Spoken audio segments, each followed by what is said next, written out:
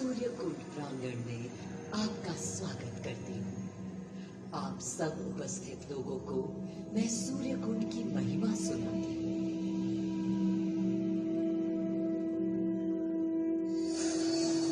भारत की मिट्टी अनेकों दिव्य आत्माओं की जन्मस्थली है, पर आज मैं आपको कथा सुनाऊंगी भगवान विष्णु के उस अवतार की जिनके अवतरण से मैं पावन हो गई सदा सदा के लिए। मां कौशल्या की गोद में जन्म लिया मर्यादा पुरुषोत्तम श्री राम ने अधर्म के नाश के लिए, धर्म की विजय के लिए।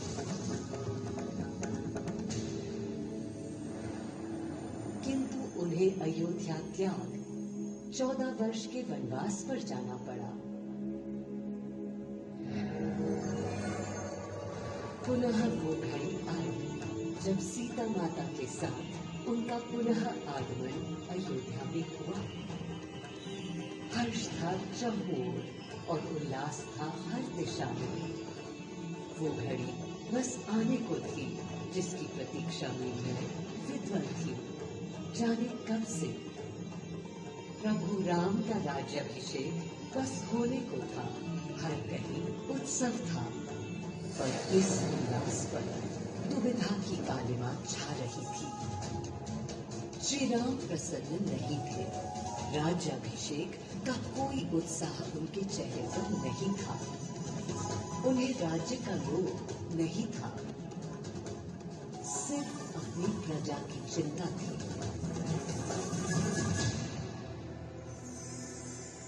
सबके मन में एक ही प्रश्न था, कौन हल कर सकेगा श्री राम की इस दुविधा को, मिटा सकेगा इस अंधकार को? किसके तेज से छट जाएगी ये क्रांति? अरे वही जिसके वंशज है श्री राम, जो स्वयं सशरीर धरती पर पधारेंगे श्री राम को राम राज्य समझाने।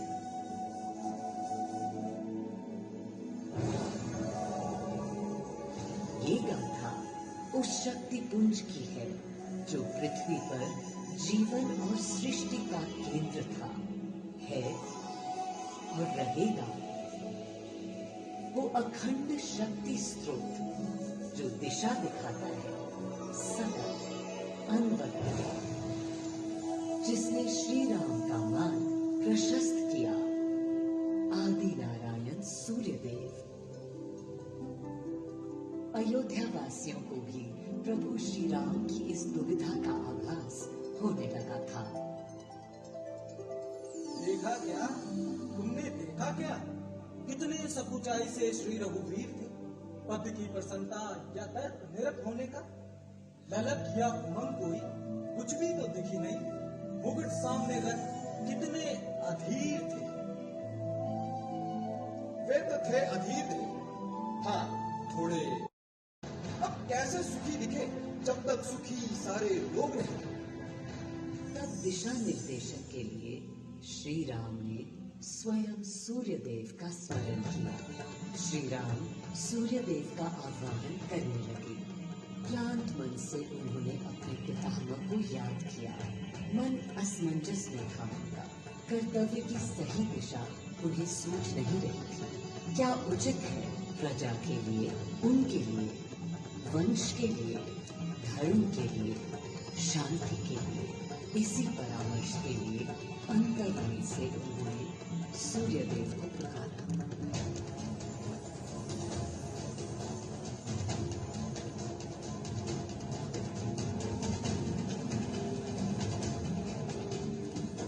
मैं अयोध्या पवित्र से पवित्रतम हो गई हूँ।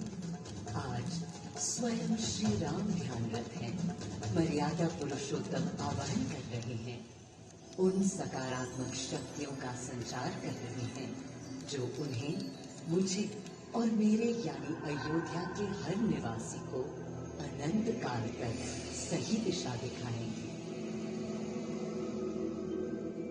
संभव है स्वयं सूर्यदेव सशरीर पधारे अयोध्या की धरा पर।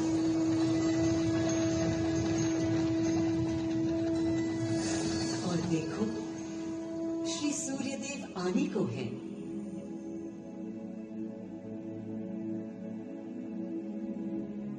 उनकी पहली किरण के स्पर्श से कलियां एक एक कर खिलने लगी। जीवन की कांति हर ओर धीरे धीरे फैलने लगी।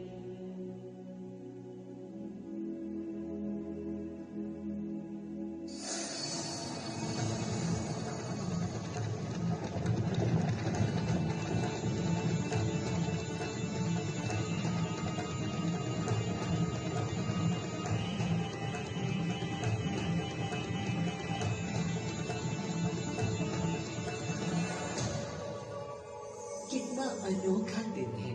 स्वयं सशरीर अपने अलौकिक स्वरूप में पधारे हैं श्री सूर्य देव नारायण, और उनके अधीर मन के संशय मिटाने को। अधीर है या गंभीर है, मैं जानता हूँ क्या उनकी पीड़।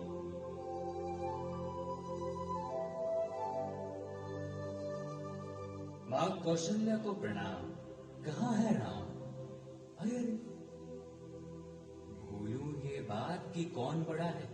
आज्ञा हो तो आपके चरण छू लूं। अरे नहीं नहीं, ये क्या करते हैं आदि पुरुष? ऐसा अनुग्रह सर्वथा अनुचित है। राम वंशज हैं आपके, क्यों पाप का भागीदारी बनाते हैं पितामह?